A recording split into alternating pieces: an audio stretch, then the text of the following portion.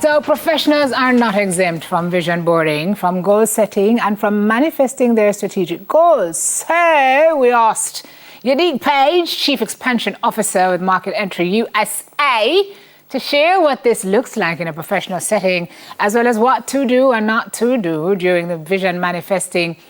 She's going to share with us like how we change gears and level up, and because she's the boss when it comes to all of that. Hello, Miss Yanban. Good morning and Happy New Year. Hey, Mrs. Page. Good morning and Happy New Year to you both, and of course to your viewers, wherever you guys are. How are you guys doing? We are doing well. We don't have to ask you, because you look like if me not rich this year.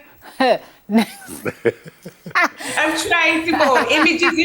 Image is as important as visualization when it comes to manifesting, right? Excellent point. Excellent point. And I want to start there because this word, a lot of people are using this word manifestation and manifesting, and a lot of people think, oh, roll eyes. It's, the same reaction that you get when you talk about mindfulness and meditation.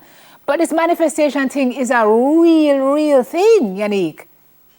Well, it is, because at the end of the day, what we're looking at is there's a principle in psychology about self-fulfilling prophecy. And the idea is that what you call into your life and what you constantly look for are things that you will eventually find and things that you will attract. So, the principle behind manifestation is really that the more you think about and call into your life the things that you want, is the more you start speaking about it, the more you start connecting with the right people. So there's science behind it, Simone. It's not airy.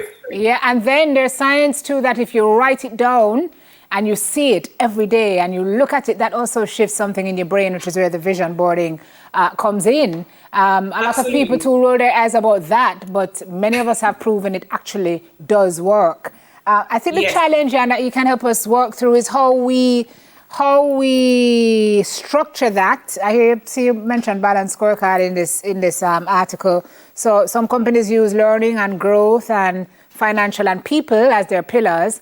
Are those good, helpful categories for us when we're vision boarding? Well, let's start at the beginning in terms of when you're doing a vision for your business or for you as a person, you want to reflect on where you are in the life cycle. That's a discussion that many people feel uncomfortable having. Some people are very comfortable, but we have to be realistic, right? As human beings, there are certain stages that we all go through. And so you ask yourself, well, am I a young adult? Am I a middle-aged person? Am I somebody who is at a later stage in life? And therefore you align what your goals are with where you are.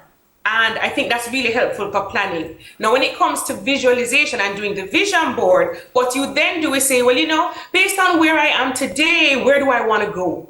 And then what are the gaps that I need to fill, and who needs to